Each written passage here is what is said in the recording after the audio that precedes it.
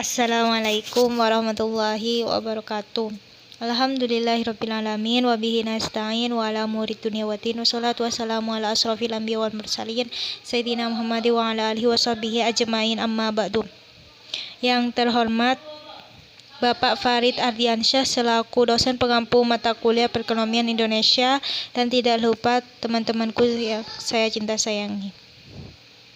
Pertama-tama, marilah kita panjatkan puji syukur kita pada Allah Subhanahu wa taala atas limpahan rahmat dan karunia-Nya sehingga kita dapat mengikuti mata kuliah yang dilakukan secara virtual ini.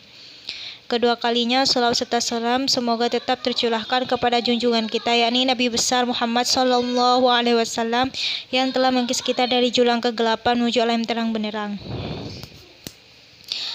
Baik, kami dari kelompok 9 akan mempresentasikan hasil makalah kami yang berjudul Kemiskinan dan Stabilitas Pangan. Sebelumnya, saya akan memperkenalkan anggota kelompok 9 yang terdiri dari yang pertama saya sendiri, Anisatul Khoir, yang kedua Nurul Varianti, dan yang ketiga Nurul Hisani. Langsung saja saya mulai presentasi yang pertama mengenai kemiskinan dan ketahanan pangan. 1. Pengertian dari kemiskinan. Kemiskinan menurut pendapat Emil Salim ialah diartikan sebagai ketidakmampuan seorang dalam memenuhi kebutuhannya yang paling mendasar meliputi sandang, pangan, dan papan. Menurut pendapat Sajogyo, untuk penetapan batas tingkat pengeluaran per kapita per tahunnya setara dari 240 kg bagi masyarakat pedesaan. Sedangkan bagi masyarakat perkotaan ialah setara 360 kg, di mana batas penetapannya itu sudah tergolong sangat miskin sekali. Sedangkan untuk pengeluarannya yang setara yaitu kurang dari 180 kg bagi masyarakat pedesaan. Dan masyarakat perkotaan yang setara yaitu kurang dari 270 kg, dan itu yang sudah tergolong sangat miskin sekali. Secara umum, penyebab kemiskinan itu ada dua, yaitu eksogen dan endogen. Dilihat dari penyebab yang bersifat eksogen, yaitu terdiri dari pertama, kemiskinan struktural ialah kemiskinan yang diakibatkan oleh adanya kebijakan, peraturan, dan kelembagaan yang menghambat produktivitas dan mobilitas masyarakat. Kedua, kultural ialah kemiskinan yang diakibatkan oleh pola perilaku dan nilai-nilai yang dianut masyarakat sehingga produktivitasnya rendah. Hal ini dikarenakan sebagai bentuk reaksi dan adaptasi atas kedudukan mereka yang marginal dalam stratifikasi sosial. Ketiga, kemiskinan alamiah ialah kemiskinan yang diakibatkan oleh kondisi-kondisi alamiah yang tidak mendukung seperti miskinnya sumber daya alam atau kondisi geografis yang kurang menguntungkan. Sedangkan jika dilihat dari penyebab yang bersifat endogen, yaitu kemiskinan diakibatkan oleh kelemahan atau kekurangan fisik, yakni cacat atau jompo. Rendahnya kualitas sumber daya manusia, yaitu rendahnya kualitas pendidikan, kesehatan, keterampilan, dan keahlian. Dan lemahnya karakter individu, yakni yang meliputi fatalistik, apatis, tergantung, tidak berdaya, rendah diri, mudah putus asa, tidak kreatif dan inovatif, dan sebagainya. Menurut Suparlan, meski dapat dibedakan, ketiganya saling terkait dan saling mempengaruhi. Definisi kemiskinan secara umum diartikan sebagai kondisi di mana seorang tidak dapat memenuhi kebutuhan dasarnya dalam rangka memenuhi kehidupan yang lebih martabat.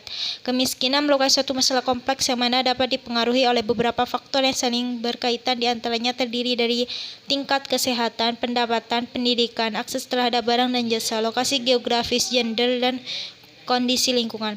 Kemiskinan bukan hanya dipahami sebatas ketidakmampuan ekonomi, tapi juga dipahami sebagai kegagalan memenuhi hak-hak dasar. Dan 2. Penyebab kemiskinan. Potret pembangunan di Indonesia. Permasalahan besar penduduk Indonesia miskin di Indonesia disebabkan oleh beberapa hal, di antaranya yaitu yang pertama, pemerataan pembangunan belum menyebar secara merata terutama di daerah pedesaan. Diperkirakan penduduk miskin pada tahun 2006 di daerah pedesaan lebih tinggi dari penduduk miskin di daerah perkotaan. Di daerah pedesaan dan perkotaan, kesempatan berusaha belum dapat mendorong penciptaan pendapatan bagi masyarakat, terutama bagi rumah tangga miskin. Masih tingginya pengangguran terbuka di daerah pedesaan dibandingkan dengan di daerah perkotaan menyebabkan kurangnya sumber pendapatan bagi masyarakat miskin, terutama di daerah pedesaan. Sementara itu pula, masyarakat miskin masih mengalami keterbatasan dalam memperoleh akses permodalan yang banyak menggantungkan hidupnya pada usaha mikro dan produktivitasnya masih sangat rendah. Kedua, masyarakat miskin belum mampu menjangkau pelayanan dan fasilitas dasar seperti pendidikan, kesehatan, air minum, dan sanitasi, serta transportasi. Gizi buruk masih terjadi di lapisan masyarakat miskin. Hal ini disebabkan terutama oleh cakupan perlindungan sosial bagi masyarakat miskin yang belum memadai, bantuan sosial kepada masyarakat miskin, pelayanan bantuan kepada masyarakat rentan, yakni seperti penyandang cacat, lanjut usia, dan yatim piatu. Dan cakupan jaminan sosial bagi rumah tangga miskin masih jauh dari memadai. Prasarana dan sarana transportasi di daerah terisolir masih kurang mencukupi untuk mendukung penciptaan kegiatan ekonomi produktif bagi masyarakat miskin. Ketiga, berfluktuasi harga bahan pokok terutama beras sehingga mempengaruhi daya beli masyarakat miskin.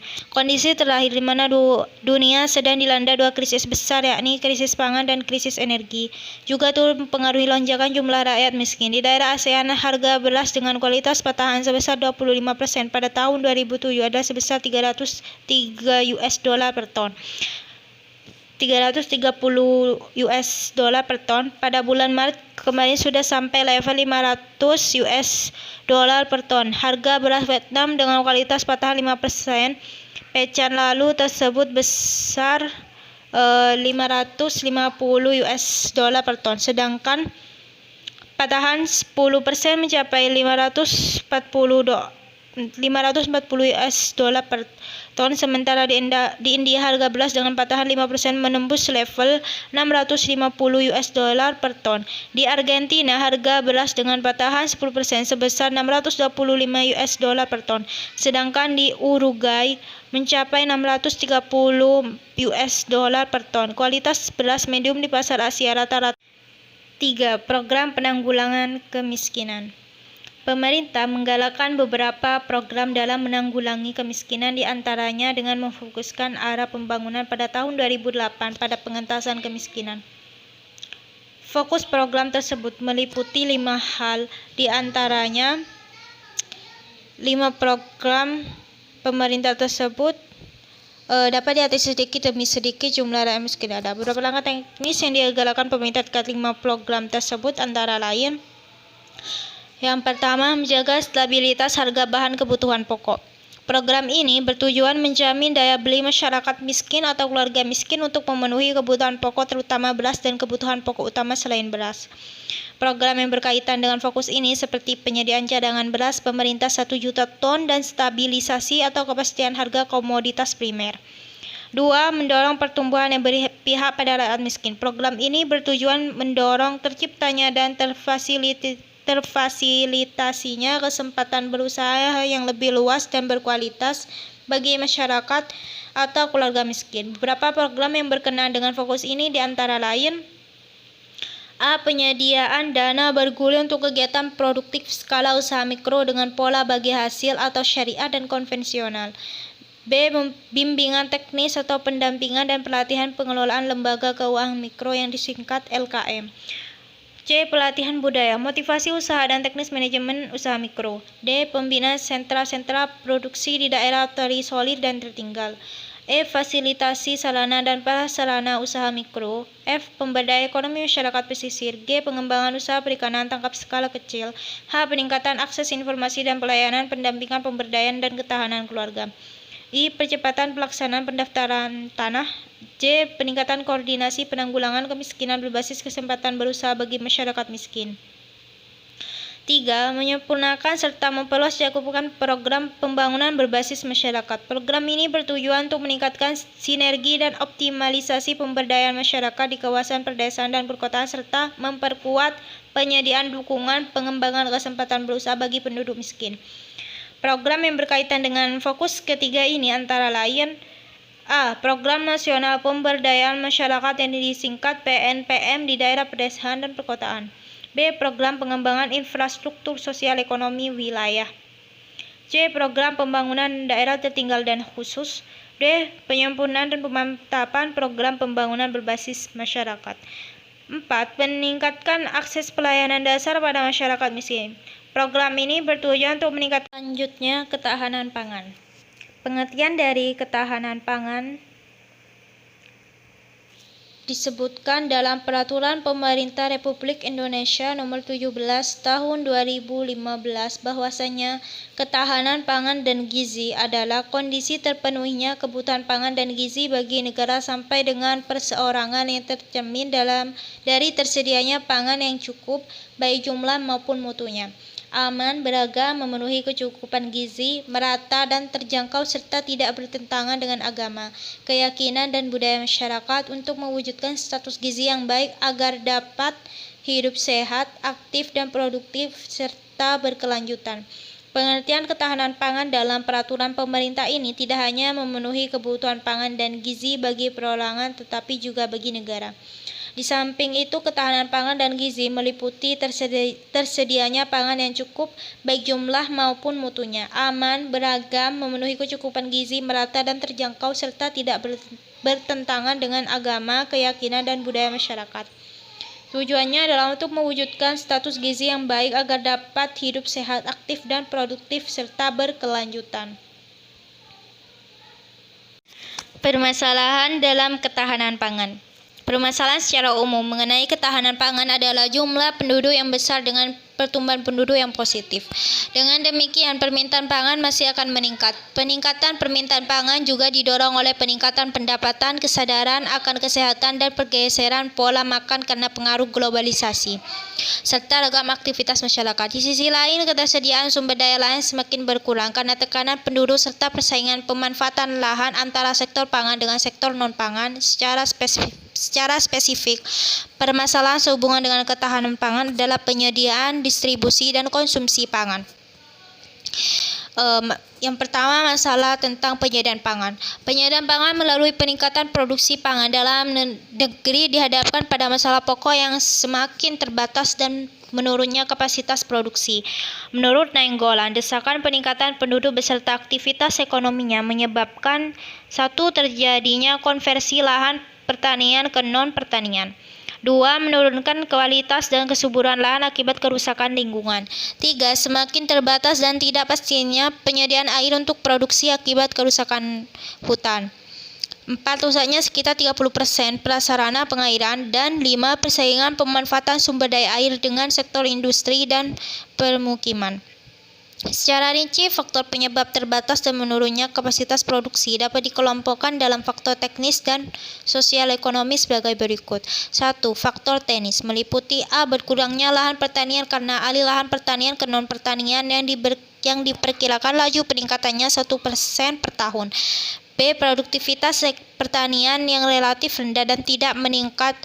C. Teknologi produksi yang belum efektif dan efisien. D. Infrastruktur pertanian atau irigasi yang tidak bertambah dan kemampuannya semakin menurun. E. Tingginya proporsi kehilangan hasil pada penanganan pasca panen, yakni dari 10-15%. F. Kegagalan produksi karena faktor iklim yang berdampak pada musim kering dan banjir.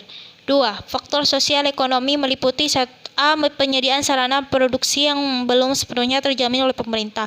B. Sulitnya mencapai tingkat efisiensi yang tinggi dalam produksi pangan karena besarnya jumlah petani, yakni 21 juta rumah tangga tani dengan lahan produksi yang semakin sempit dan terfragmentasi, laju 0,5% per tahun. C. Tidak adanya jaminan dan pengaturan harga produk pangan yang wajar dari pemerintah kecuali beras. D. Tata niaga produk pangan yang belum pro petani termasuk kebijakan tarif impor yang melindungi kepentingan petani. E. Terbatas. Selanjutnya mengenai strategi dan kebijakan ketahanan pangan. Kebijakan pangan pemerintah sebagai pelaksana Undang-Undang Nomor 7 Tahun 1996 dituangkan dalam Peraturan Pemerintah Nomor 68 Tahun 2002 mengenai ketahanan pangan yang secara garis besar mengatur 1. Ketersediaan pangan dilakukan dengan pengembangan sistem produksi, efisiensi sistem usaha pangan, teknologi produksi pangan, sarana dan prasarana produksi pangan, dan mempertahankan lahan produktif. 2.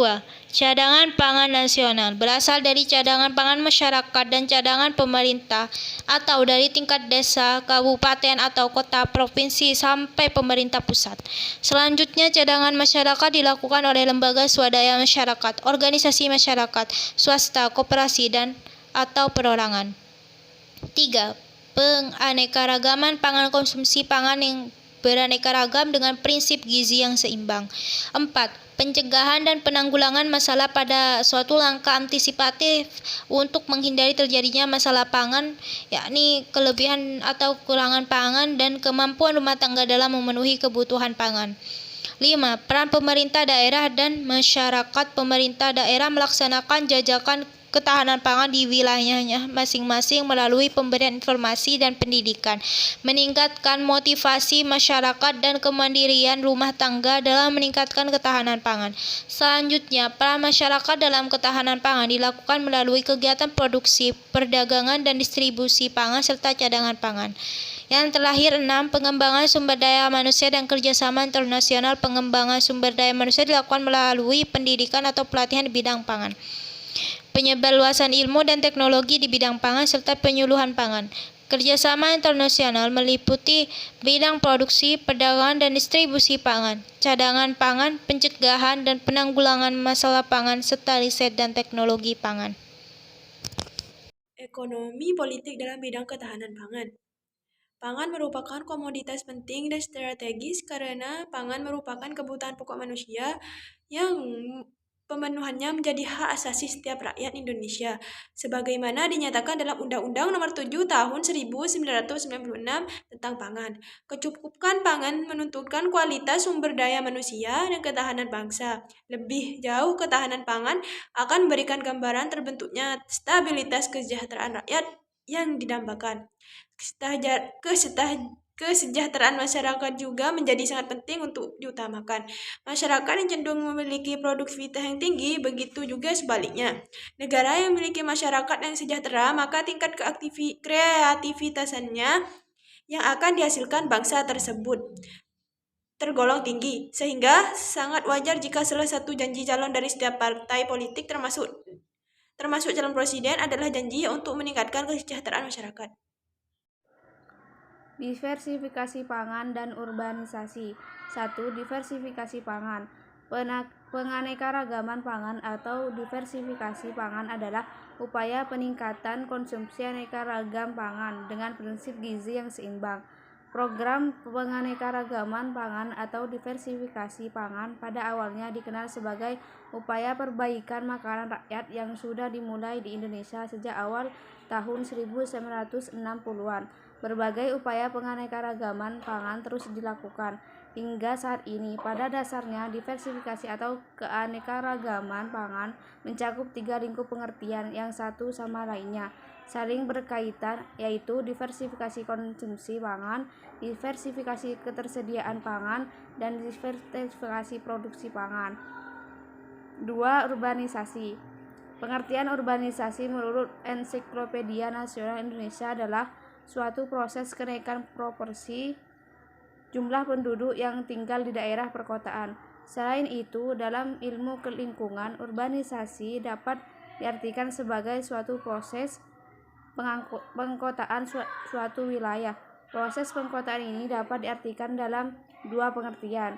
Pengertian pertama adalah merupakan suatu perubahan secara esensial unsur fisik dan sosial, ekonomi, budaya wilayah karena percepatan kemajuan ekonomi.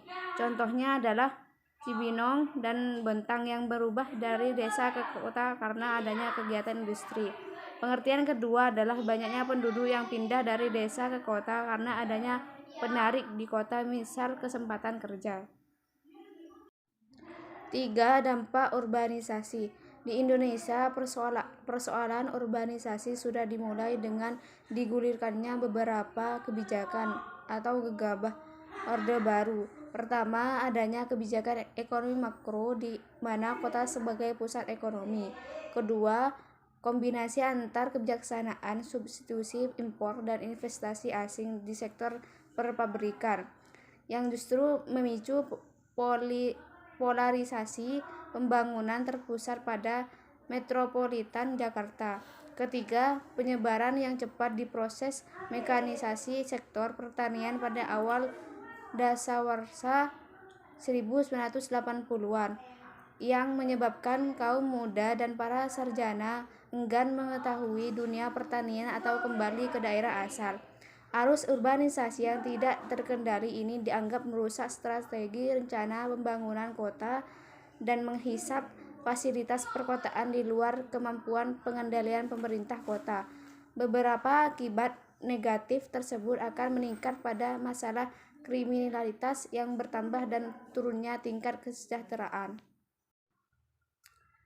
Zener membahas mengenai dampak sosial yang ditimbulkan oleh urbanisasi dengan menggunakan pendekatan 3 teori urbanisasi, yaitu 1. Determinis teori atau dikenal dengan teori of urban anomy, 2. Komposisional teori, 3. Subtular teori. Dampak negatif lainnya yang ditimbulkan oleh tingginya arus urbanisasi Indonesia adalah sebagai berikut. 1. Semakin minimnya lahan kosong di daerah perkotaan. 2. Menambah polusi daerah perkotaan. 3. Menyebab bencana alam. 4.